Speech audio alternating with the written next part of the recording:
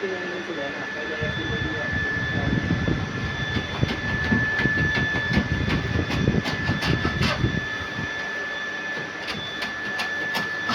Finally ये हमारे bed की बैक बनके तैयार है। इसमें ये जो हमने लगाई है लकड़ी की, ये हमने 8 नंबर की है।